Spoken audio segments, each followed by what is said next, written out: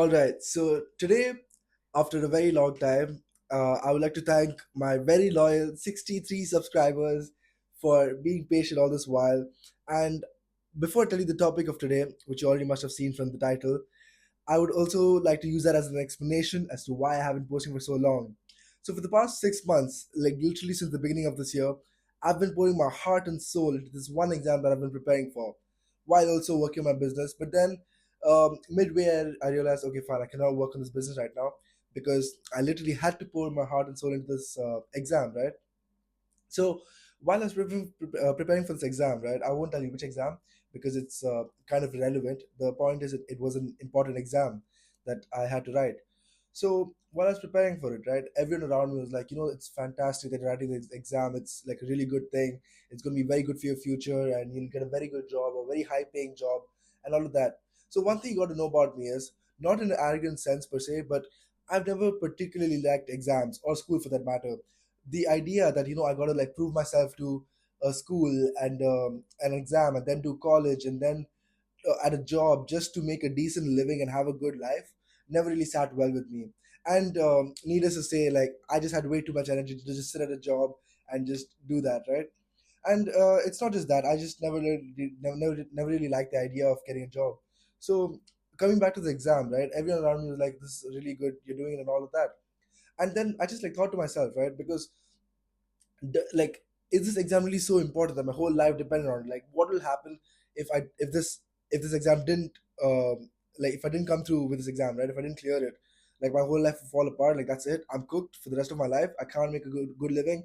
I can't raise a family. No girl will ever marry me. That seemed pretty stupid to me. So I just like asked this one person I was talking to, right, who was again telling me that it's a fantastic thing you're writing the exam. And I was like, like, yeah, okay, you're telling me like, I got to write this exam to get a good job and all of that.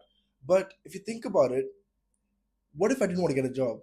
Like, what if I just didn't? Okay, I got done with college. I got a degree that everyone asked me to get, that society needed, and my parents were like, you cannot go through life without a degree. I like, okay, fine. My parents have done so much for me. I will get this degree. Now, what if after this degree, I did not want to get a job and I started a business? Because now, if you think about it, getting a job has become the norm. Like, okay, you're done with college, maybe you get a master's, maybe you do some certification like I was studying for, and then you get a job.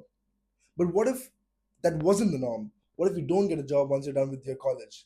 And everyone started working for themselves. Like everyone was self-employed, right? Or they started a business or became an entrepreneur or whatever, but they didn't get a job per se.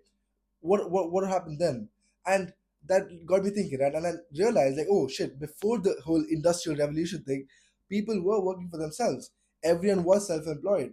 The blacksmith would work for himself, the farmer would farm and then sell his produce and all of that. It was only when Henry Ford came with the assembly line and like they had these factories and the industrial revolution happened, they were like, okay, you know what? You don't have to work for yourself. You don't have to worry about the customers coming to you. You don't have to worry about, oh, how much do I have to sell today to feed my family, or will I sell enough to buy clothes for this festival and all of that. You just come, you work 8 hours a day, and I'll pay you a monthly salary at the end of it. Sounds good? Fantastic. And then that eventually became the norm to the point where everyone made this 8 hour thing their whole lives. Like they pretended like, okay, if this didn't happen, if you didn't get this 8 hour job and get this monthly salary, finish, you're cooked. Like your life is over, right? So I just thought, okay, like what if we went back to like this 18th century, 17th century, whatever times, right? Where getting a job wasn't the norm. Getting like a good position in a good job in a good company with a good salary wasn't the norm. And I just had this like analogy for it, all right? So let's say I do a master's now. I brought this analogy up in my previous videos as well, but it seems extremely relevant right now. So let's say I do a master's, right?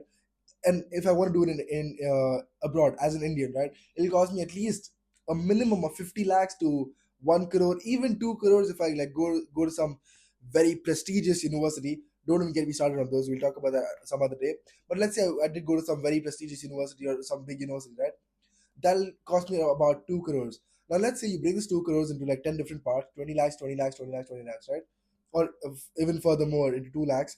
And then I started like 10 different businesses. And I don't mean all at once. Let's say I start one business, use this 20 lakh as my initial investment fund, right?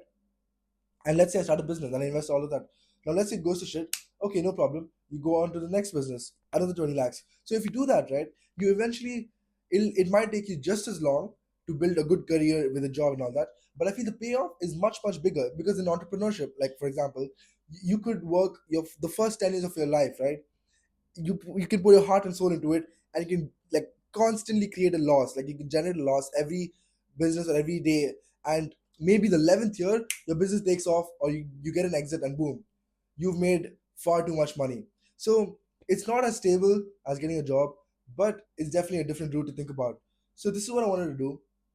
I did not want to get a job, and I told this to my dad, like, okay, like, see, if I wanted to go for masters, you definitely like help fund it, or you like definitely support me and encourage me for it. Now, what if I didn't want to do a masters, and instead I wanted to get a job? I wanted to start a business, and I invested that in the business instead. So I started the business myself, and I learn while I'm doing the business instead of doing the masters. Something to think about.